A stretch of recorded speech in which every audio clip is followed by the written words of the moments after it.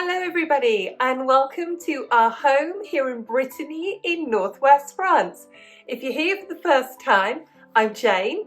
My husband Michael's behind the camera. We're early retirees in our mid-50s, debt and mortgage free, and we live a really thrifty and frugal life on quite a low income, and we share that with you.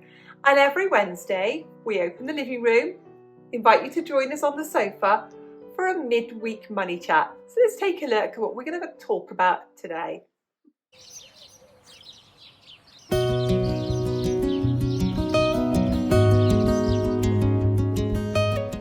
Like the title says, today's all about taking the pain out of penny pinching. Now, if you're not penny pinching at the moment, you can't be living on the same planet as the rest of us. Everything is expensive. We went to the supermarket today.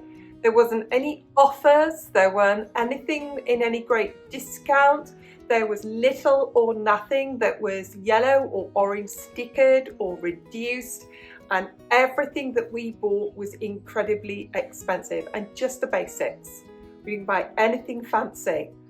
Everyone is watching their electricity meter spinning around and seeing the pounds, the euros and the dollars disappear in front of their eyes. Every time you put fuel in your car or move it off the driveway, money is just pouring away from you.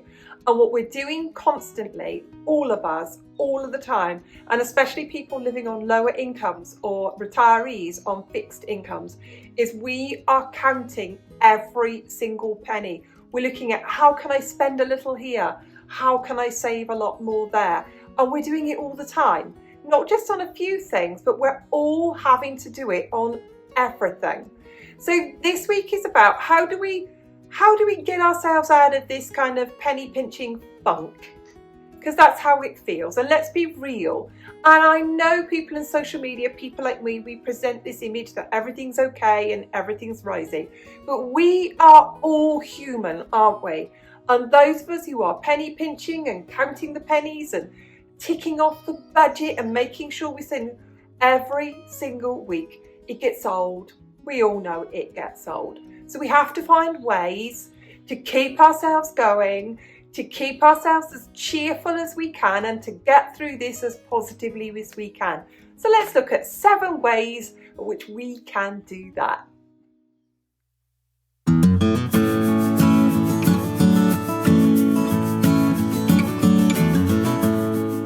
The first point I'm going to make is about how we feel better when we wear something that we like wearing. So here's my first suggestion to you. Don't save these clothes for best. And I learned something from my French neighbours in my local community. They put on their nice clothes to go to the supermarket, go to the market and get their vegetables. You can smell their perfume. You can see they've got a bit of makeup on. They're wearing their heels. Gentlemen have put their nice jacket on, their nice scarf. So I'm going to take that. I think one thing that we can all do is pull out those nice clothes that we've got. Don't, even if it's just a trip to the supermarket every week or the school meeting or any of those things, put on your nice clothes. Maybe you're somebody who likes to do your hair or wear makeup. If that's the thing, don't save that for special occasions. Do it more often. Do those things that make yourselves feel good. You know, if it's something that you like to style your hair or any of those things, don't save it for a special occasion. Because if you're like us and you're penny pinching and going out to eat or all of those things are not on your budget, you might never find a reason or excuse to dress up. And I'm going to take my own advice next week. So when I go shopping next week, I'm going to put on something really nice. I'll put the picture on Facebook to prove it too. So there we go. Do not save your nice fast clothes for special occasions. Put them on whenever you have reason to go out. Just enjoy them.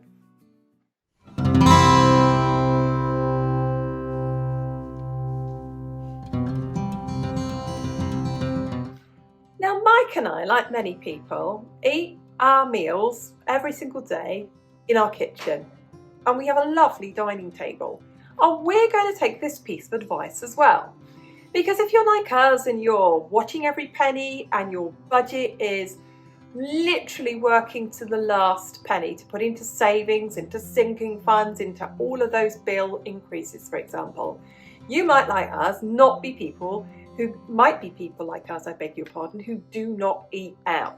So make it an occasion once a week, and we normally do it sitting in our kitchen, to get into your dining table, lay the table, get out those candles, get out the nice china, your good glasses, your linen tablecloths. Lay the table and make a special occasion of it once a week, just as if you were going to go out and eat. So make it special. Not only that, but make sure that once a week, if you possibly can, to cook something that you either really like or you just enjoy so much. British people like us, there'll be a good old roast dinner, maybe some roast chicken, some roast potatoes. It could be any of those things, but it doesn't have to be expensive. It just has to be something that you really like. That might be the day a week that you have some lovely fruit on the table with it, put ice in your glasses, chill your water, any of those things. But make a point once a week at least, or every day if you want to, of making an occasion of one of your meals in a day. Maybe your lunch is your main meal. Maybe your dinner is your main meal. And I know in this busy world, so many people just don't do that. They are literally eating food on the run. And one of those things I think that we can do to just give ourselves a bit of a treat is to find the time, cook something nice, go on, lay the table in the dining room, make a fuss of yourselves. Take time, each other's company, and have something nice to eat, even if it's only once a week.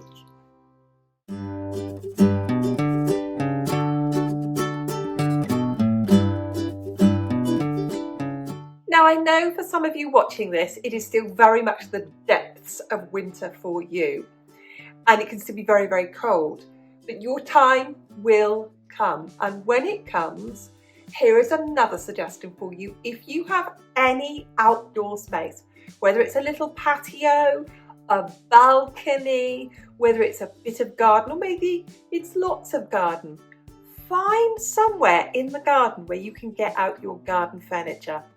Get out your garden furniture, give it a really good clean. If it's like ours and it folds up, get some oil on the hinges. Maybe you've got some oil to go on your garden furniture or some paint to go on it. But zhuzh it up, give it a clean up. Maybe you've got some bits and pieces in your house that you could dress that table with. And again, if you get a warm afternoon, take a coffee break. So you're not going to a coffee shop, because we're not going to any coffee shops, because we're really making sure that our budget is screwed down really tight and we're saving as much as we can. But we make the point of going, well, the sun's out. Let's take a cup of tea out into the garden. But stretch that. Get your best teapot out. Make a fuss of it. Put a couple of little biscuits on a plate. Put your milk in a little jug. Make an occasion of it. Those of us who are British, we love nothing more than a tea room and a nice cup of tea. Make your own tea room. Maybe a little cake, a little biscuit. A biscuit is a cookie, by the way. Any of those little things that you can mark that occasion, that spring is on the way. We all know in the UK and cooler countries like that, and here in northern France, we quite happily sit on a pavement cafe wearing our coats because the sun is out and we're taking in the air. But these little things, these little tricks and tips in our lives can keep us going, because if we're penny pinching and watching every line on the budget, we need to find ways that are free, that we can just treat ourselves. So come on, get the garden furniture out, give it a clean. It might need fixing. Tidy up that bit of a garden, sweep that patio, clean up that balcony, mow round that bit in your garden, but make it somewhere where you can sit down on a warm afternoon and say, let's take a break. Let's have a tea break. Let's have a coffee break. Let's just sit here and have a nice glass of iced tea if you're lucky enough to have warm weather. But any of those things, it's like finding that space in your garden and making the most of it.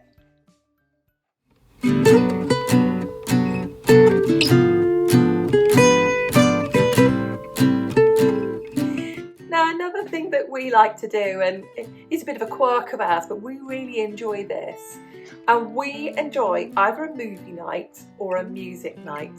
And we're really lucky, aren't we? All of us are so lucky with YouTube. You could always put in the name of any band that you really love with the words next to it of live concert or in concert, and you can sit and watch that. Maybe it's some retro band that you loved from the 80s when you were young. Can't think of any off the top of my head, but there's plenty out there. Maybe it's those movies that you've got on DVD in the back of the cupboard, some real old favourites. And we love a night like that, and we make it special. We make sure the fire's lit. We've just got the lamps on in the background with a low energy bulb in it, that we get ourselves really cosy, and we set that night as let's watch this movie or let's watch this concert. We love to watch reruns of old groups playing and bands playing from Glastonbury. It's just such a thing we love to do. But it's one of those things that we like to share with you as something that we do, because we don't go to movies, we don't go out to concerts, we don't do any of those things. Money is tight, we have to make different decisions. And like I said at the beginning, penny pinching, it can get old, can't it? So setting aside a night a week where we just make it a movie night or a concert night, or sometimes we're literally just flicking through YouTube, listening to all our favourite music and watching those favourite bands play. It's uplifting. Takes your mind off the maths, doesn't it?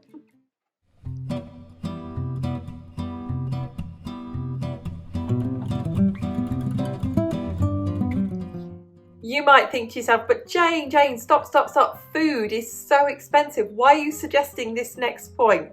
Let me elaborate. One of the things we really love to do is open our home and share our table with our friends. But it can be really expensive to put on a dinner for people. But one of the really good things to do is to have an evening meal where you have a starter and a dessert. Starter and a dessert. They're sometimes the really good things in the meal, aren't they? And one of you could bring the starter and one of you can make the dessert. And it really does lighten it, doesn't it? It makes it easy for you.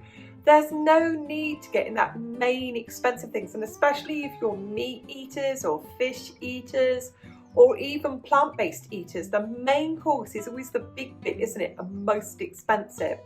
So there's a really good idea for you. When money is tight, but you still want to socialise, you still want to get together with your friends, is having a starter. I think some of you might call it an appetizer.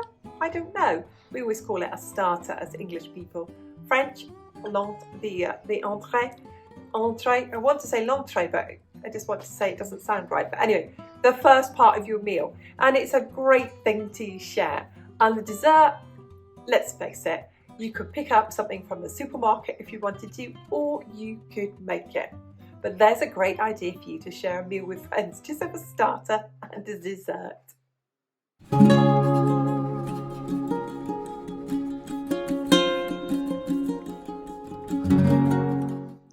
Somewhere in there, we did have to actually get to the nitty-gritty subject of penny pinching.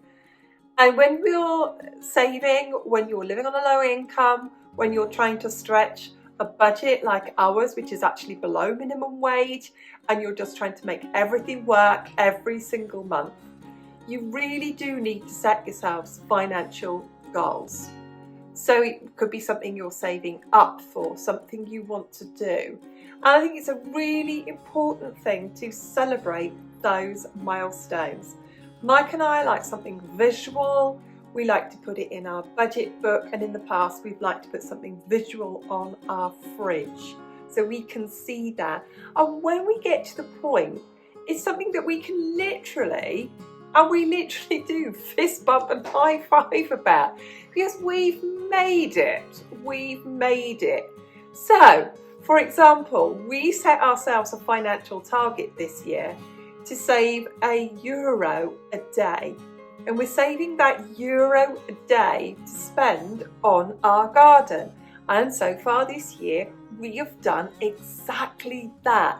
And it has been hard because we've got a big garden and a lot to buy for it and things to do in it.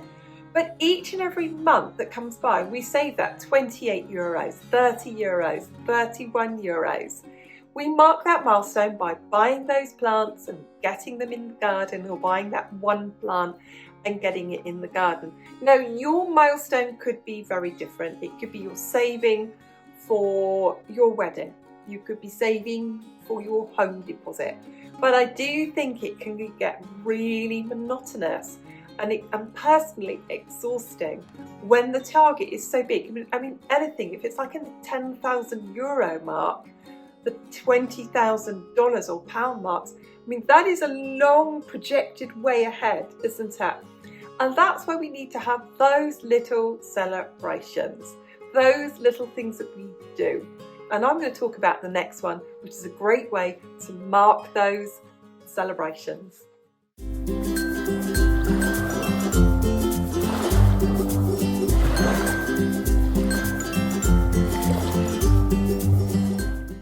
My final point is obviously dependent on where you live and what you like doing, but I'm sure every single one of you will be able to share below one of the things I'm going to mention. And here's a great thing that we do. We make sure that we do it, and it's something we want to share with you, and maybe you could try it too. And it's something that you can do to celebrate those milestones. And it is find something that you enjoy to do for free every single month. Now, it might cost you a little bit of fuel to go somewhere, but for Mike and I, it's the coast, it's the seaside, it's breathing in the ozone. Even if it's in the middle of winter and the waves are crashing down, for us, spend a little bit more money on fuel, because we're about an hour away from the coast, to go to the coast to have what we call a car picnic, like a date day, if you would call it that if you want. But for us, it's like saying, we've got through another month, we've paid all the bills, we've put our bit of money into savings, we've done the jobs and things around the house that we can afford to do, and the things to the house that we can afford to do. But it's something that we make a point of doing every single month. So this is the bit where I say to you, because I love the sharing community we've got here, for you to leave a comment. If I said to you, what could you do and have a special occasion that costs you nothing once a month? What is it and what would you do?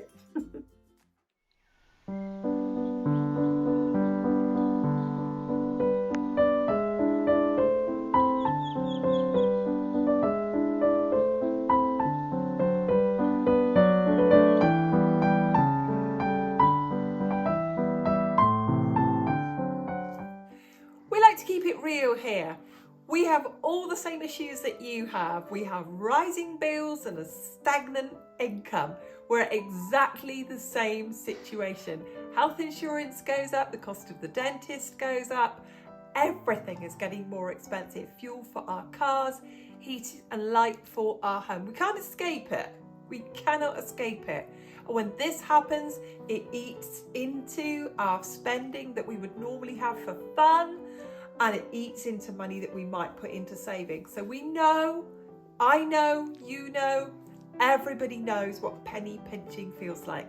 And we really hope that you liked the ideas that we've shared with you today. If you did, please give it a like. It's really helping our channel grow.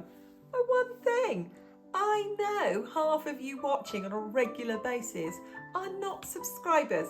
So come on, join the family. Become a subscriber, and don't forget to hit that little bell notification, because we make 3 videos a week and you don't want to miss them.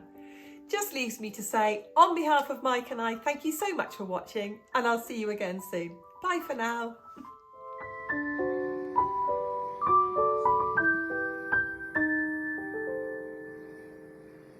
Getting sunset.